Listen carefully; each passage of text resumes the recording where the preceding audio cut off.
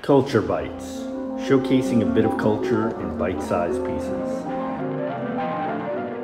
In this episode, you'll find a little healing with the art from a dreamcatcher maker and her guardian angels. See a stone garden from the poet Ulysses balancing granite figures on the Hudson shore. You'll listen to the pianist find keys to give living composers their voice, and taste the swirls of milk making latte art in chipped cup.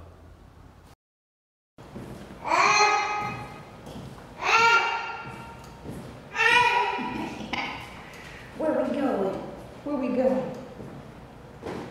To the studio.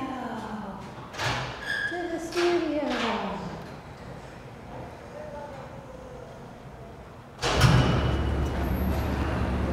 Old MacDonald had a farm. My name is Genga. I make dreamcatchers. My company's called Spokewoven. I think Spokewoven dreamcatchers are different because of the actual experience that goes into making them. For me, I'm not just making a dreamcatcher. It's a very collaborative, creative experience. So when people write to me, there's a pretty long exchange about what's going on and how I can help, or how I can help them celebrate, or, you know, even if it's a gift, like what we're working towards. It's, you know, the collaborative process is something that not a lot of people get to experience, especially when it's something that you're creating for yourself with another person. So I got a gift certificate from a dear friend as a present for my birthday, and the process was so beautiful because it was a collaborative process with Genga, and she emailed me back and forth and so understood my vision. I always had loved dreamcatchers, but I never quite found one that really spoke to me. And I think the size of them, the elegance, the way they move, it's really art. It's art, I think, more than it is a dreamcatcher. It's a piece of art in your home. But they're also imbued with so much love and energy that you can sort of feel it when you open the box. And they're so unique and special, and they hold so many possibilities. Like, I really feel like my life has been enriched by having one in my life. Indigo Africa contacted me, and they wanted to do a collaboration. And wow, I was beside myself. I am Deirdre King. I'm the creative director at Indigo Africa, and we're a nonprofit, and we partner with artisans in Rwanda and Ghana to design, market, and sell handmade products, and then we invest all of our profits back into education for those same artisans. So we worked together in the spring of 2011, and what we did is we worked in two ways. We worked with Genga to design dreamcatchers that were woven by her with shibori textiles, handmade in Rwanda by our artisan partners. And then we actually taught the artisans in Rwanda how to weave their own dreamcatchers with fabric that they had locally there. So they came to the house, we set up shop, and I basically did a tutorial on how to make a dreamcatcher. And then a group of women in Rwanda learned my craft, and Indigo Africa did a collaboration with Spokewoven. And it was such a wonderful experience. And I was able to actually speak to the women and, you know, have a conversation about the craft and making dreamcatchers and being an artisan, and know that when they created dreamcatchers, it was helping them put their kids in school, feed them, and a lot of other sort of things we take for granted, I think, a lot here. Magical. I mean, since the moment we met her, I felt a connection with her. There's a warmth to her that I really liked because I felt like it represented what we were trying to do as a company with the women in Rwanda, and I felt like she would be a true good partner that we can, you know, learn from, and that would be able to help us with our mission of empowerment of women. About 3 years ago, I got an email from the Make-A-Wish Foundation that they had a celebration of life that they were planning for a little girl who was about 6 years old. and the mother had put on the wish list for the celebration of life a Spokewoven dreamcatcher. So my name is Heather Monica. I live out here in Gilbert, Arizona, which is very close to Phoenix, Arizona. And I am a triplet mama. I have 2 angels in heaven, and I have my son Sebastian here with me. So over 2 years ago, we planned a Make-A-Wish party for my daughter Trinity through the Arizona chapter of the Make-A-Wish Foundation. And absolutely love dreamcatchers. I always have. And so I wanted that to be a part of my Make-A-Wish. And so Make-A-Wish reached out to Kristen and Spokewoven and asked if she would, make a special gift for Trinity. And I thought a dreamcatcher would be something so beautiful to have, knowing that Trinity was going to pass away. Something that I can preserve her dreams with, and something that I could pass along to my son. And Trinity was able to sleep underneath it for about a year. So we were very blessed. It was a heartbreaking piece to make, but also a very important piece to make. The dreamcatchers, I always call my guardian angels. I was able to find my own spirituality, find my own soul by being able to create these pieces. And the people who I've met and have had the opportunity to work with and collaborate with, I'm making the pieces for them, but they are filling me with an abundance of joy and love and hope and courage and basically everything that I need to survive. And that's why I call them my guardian angels. The experience feels magical. The people that I create with, that meet and become friends with and forge very long-standing relationships with, it's so special. Lost and found art. Art has been a part of human culture since primitive times, when we lived in caves as clans. We are fortunate to have found cave paintings to witness history from more than 17,000 years ago. Now the effort to preserve it is immense as it disappears from discovery. Just like the cave art preserved by archaeologists, graffiti and public artworks can be found by art enthusiasts and unsuspecting passers-by alike. Art appears to us out of the mists of our environment, marking our minds with unique experience. But much like hieroglyphics, Neolithic pottery, Greek sculpture, and so many other artworks over the ages which have disappeared into the past, today's art reveals itself and vanishes frequently, where few persevere through any long length of time. Inspired by Greek myth, artist Uliks Gryka, also known as Ulysses, came upon the riverbank of western Manhattan and saw the story in its rocky shore. Ulysses carefully balances these boulders, giving them form, and their jagged silhouettes watch over the running waters of the Hudson River. The artist sees his rock garden as a privilege where he can free his imagination. He routinely adds and rebuilds toppled figures. Monoliths are felled from erosion, clumsy photo takers, and vandals, where some have even knocked over every single stone. Ulysses sees this not as penance, but the essence and nature of the stones seem to dictate its destiny.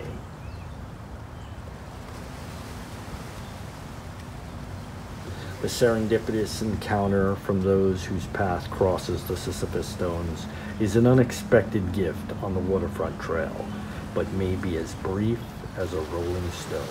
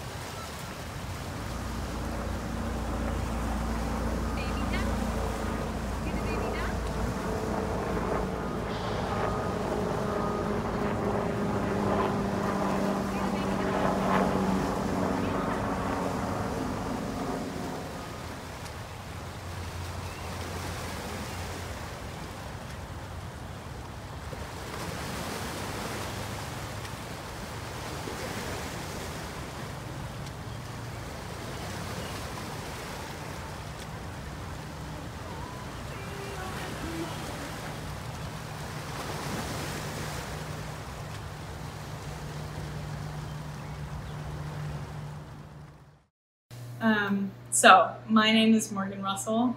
We are here inside the Chipped Cup. I am a barista here at the Chipped Cup. We are located in Harlem, in Hamilton Heights on Broadway between 148th and 149th. We are a specialty coffee shop.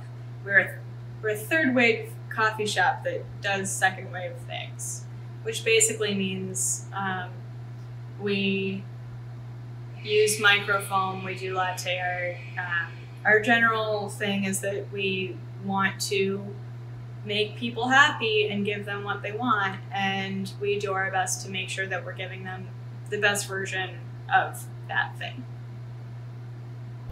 So the basic principle of latte art is that you have coffee, you have espresso, a thick, dense liquid, and then you've got milk that you steam. When you steam milk for a latte art, you don't want the milk to be too dry and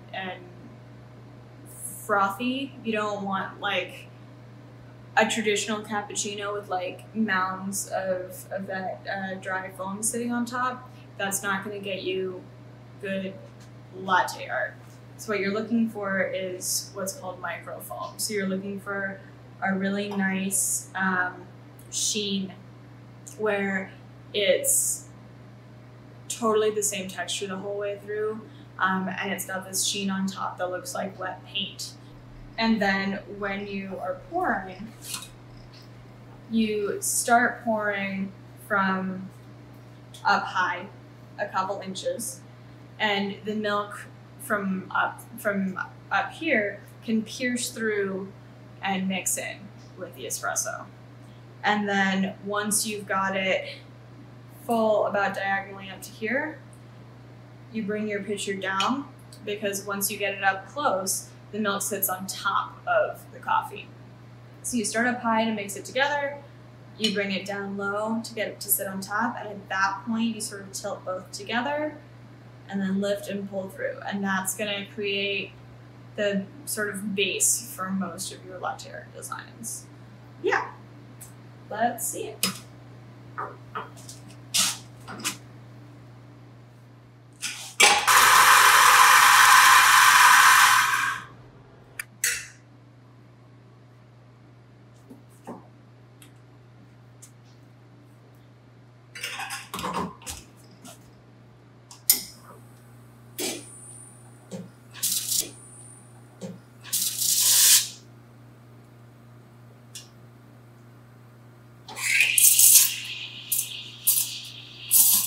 When you steam, you're looking to create a really nice whirlpool with the milk.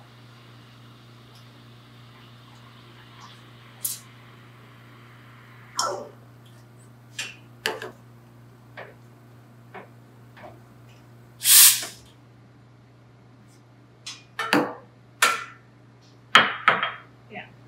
So I'm tapping it just to get the bubbles out. I'm going to pour a little bit out because I've got a little extra. And that'll just help me at the end when I'm looking to make the latte art. So high, down low, up and through. And there we go. That's just a nice, clean heart. That, or some variation on that, is going to pretty much be what's repeated for most of the symmetrical designs that you see pretty frequently, which include a heart, a rosetta, which is the nice leaf, and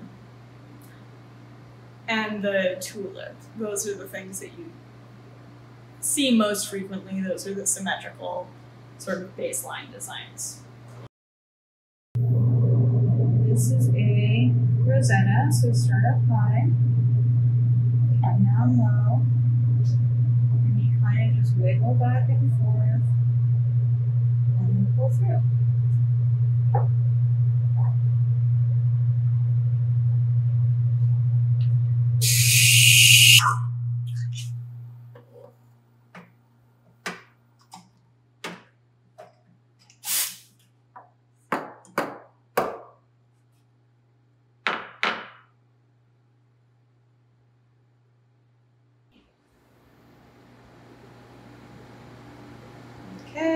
up high, down low.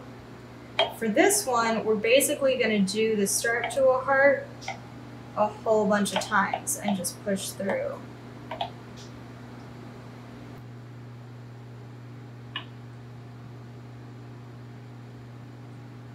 There we go. That's right. There are asymmetrical types. There are all kinds of asymmetrical types that people can do. I've been practicing my swan recently, so I'll show you that one.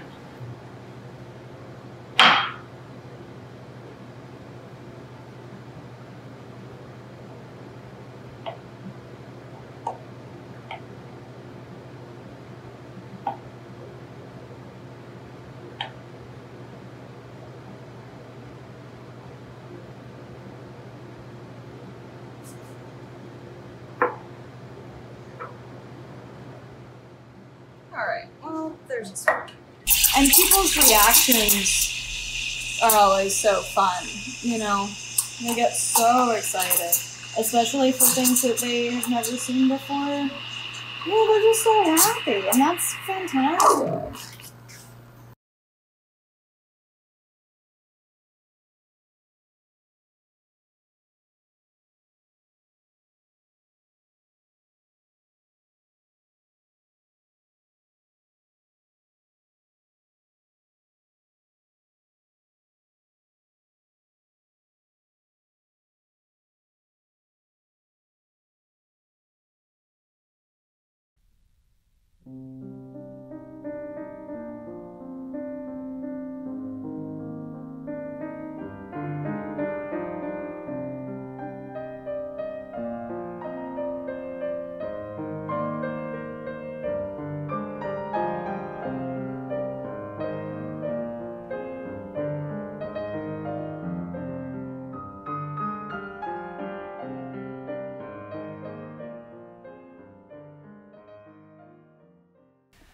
So I'm Matt McCright. I'm a concert pianist and a professor at Carleton College in Minnesota, and I am now been here for 18 years in Minneapolis, at Carleton for 15 years. I'm from a small town in Pennsylvania near Pittsburgh, and I was very fortunate to have kind of a world-class pianist kind of come into town, and she was taking on private students.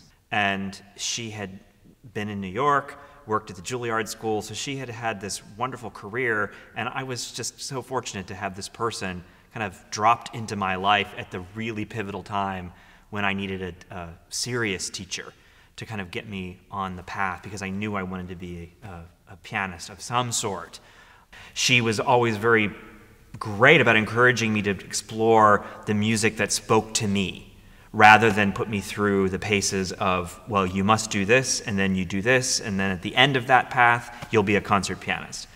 And so she let me kind of go with the flow of my own heart, I guess, and head, what I felt like I could play well. And so I was able to start exploring the music of Prokofiev and Bartok and Debussy, which were not normal for the rest of her students. They were more playing Bach and Chopin, Mendelssohn.